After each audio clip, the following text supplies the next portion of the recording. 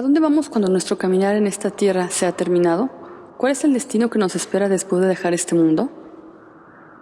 Hay 4 lugares donde los viajeros se aventuran terminado su tiempo en esta tierra: el Mictlán, el Tlalocan, el Tonatiuhicán y por último, el Zincalco. El cómo se llega a estos lugares está en manos de los dioses.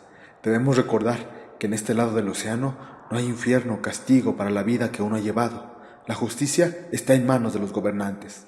Sin embargo, el camino puede ser largo y difícil, como lo descubrirán aquellos que se adentran al Mictlán, el lugar más extenso y complejo al que van los finados, y que veremos a continuación. El Mictlán solo se abre para aquellos que han padecido de una muerte natural, señores o masiguales, varón o mujer, joven o viejo. Ellos deben viajar a las fauces de Tlaltecutli y Tlaltecíhuatl, el señor y señora de la tierra. Durante 4 años y 9 regiones tendrán que viajar antes de encontrar la paz. Tras la breve estadía que es la vida en el Tlaltipac, el mundo formado con el cuerpo caído de Zipactli, los difuntos se enfrentan al viaje definitivo de sus tonali, sus almas, que encontrarán descanso en la tierra de los muertos.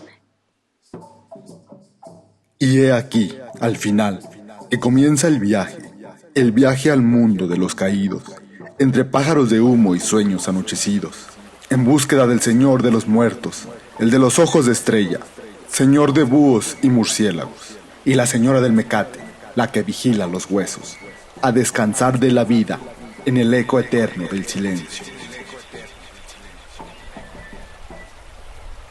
El viaje ha iniciado, el mundo se ha quedado atrás.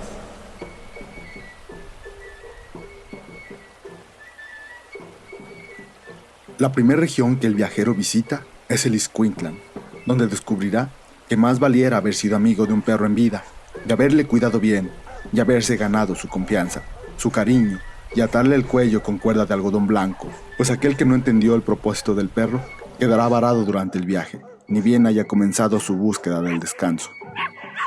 Pues en aquella región se encuentra el gran río Chiconahuapan. Al llegar, lo primero que nota el viajero es la multitud de perros que esperan a sus antiguos dueños en la orilla opuesta del cauce, todos listos a reconocer a su cuidador en vida. Al momento en que reconocen a aquel que les brindó refugio, mueven la cola de gusto y saltan a las rápidas aguas, prestos a llegar al lado de su amo, pues es bien sabido que es solo a través de ellos que los viajeros pueden cruzar las caudalosas corrientes. Una vez que alcanzan la orilla donde están sus amos esperando, los llevan de regreso, a cuestas, cruzando el río. Aquellos que en vida causaron daño y sufrimiento a perro alguno, se quedan varados en las orillas del río, sin jamás siquiera iniciar su viaje. Sus voces se tornan en viento, y diáfanos sus cuerpos deambulan por siempre en los páramos de Xolotl, señor del ocaso, la estrella matutina, pues estos son sus dominios. Cuando el viajero logra atravesar el río, llega al lugar donde se juntan las montañas, Tepeme Monamictlan, dominio de Tepeyolotl, el señor de las montañas y los ecos, también señor de los jaguares. Ahí el viajero es recibido por el crujir de tierra que hace eco estruendoso en el oscuro valle. Ensordecido y maravillado, se encuentra ante inmensas montañas, chocando una y otra vez, eternamente, y es ahí donde entiende que para poder continuar con el viaje debe pasar con cuidado, sin ser aplastado. Si la suerte le ha sonreído al viajero y no fue aplastado en el cruce, entonces llega a la montaña Ixtepetl, un cerro cubierto de filosas navajas de obsidiana, que lentamente van desgarrando la carne y descubriendo el hueso que se oculta bajo ella. Esa montaña, se dice, está bajo el control de Tztlacoluhiki, el dios ciego, señor de la obsidiana. Dejadas atrás las montañas de las navajas, llega al gran páramo conocido como Itzehacayan, o el lugar donde los vientos cortan como obsidiana, recinto de Mitlecayotl, el señor del viento del norte. Y esta región se divide en 2. Primero llega el Zehuoloyán, o donde siempre cae nieve, donde soplan los vientos de invierno, vientos que arrecian, aullando, fuertes e incontrolables, hasta que se deshacen de toda pertenencia innecesaria del viajero, quitando toda prenda, arma o joya para la travesía. Segundo llega el Pancuetlacoloyán, o el lugar donde las personas vuelan como trapos, Este es un desierto enorme, donde los vientos son totalmente diferentes de este mundo, y su fuerza es tal que pueden levantar a los viajeros, llevándolos de un lado a otro.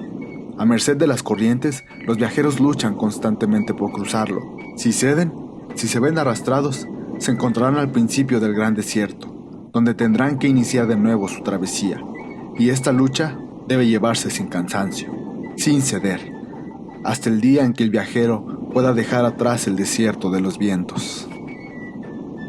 Cuando el viajero ha dejado bien atrás el desierto de los vientos, llega al Temiminaloyan, o el lugar donde disparan flechas. En este lugar, manos invisibles disparan flechas que hieren al viajero. El origen de estas flechas son aquellas que se dispararon durante las batallas en la tierra. Las almas deben evitarlas para poder llegar a la siguiente región. Después de la región de las flechas, entonces los viajeros llegan al Teyoyocualoyan, o lugar donde te comen el corazón. Ahí, las bestias se encuentran agazapadas, escondidas, gruñendo por lo bajo, esperando a su presa. Y por más que el viajero corra, por más que se resista, en algún punto del camino, un jaguar le brincará encima y abriéndole el pecho, le devorará el corazón. Última seña de la vida mortal en los viajeros. Y aunque esto dolor causa, es parte de la travesía de la despedida.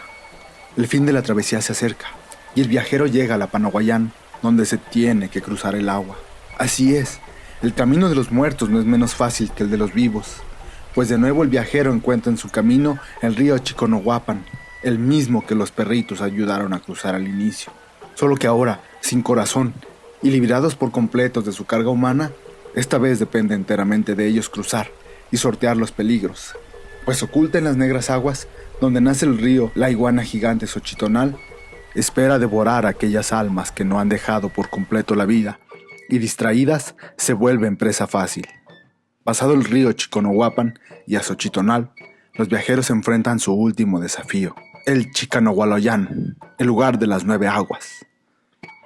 Lugar donde una niebla gris se cierne impidiendo la vista, donde los viajeros solo escuchan los gritos de aquellos que caen en los ríos ocultos, ríos que guardan un secreto.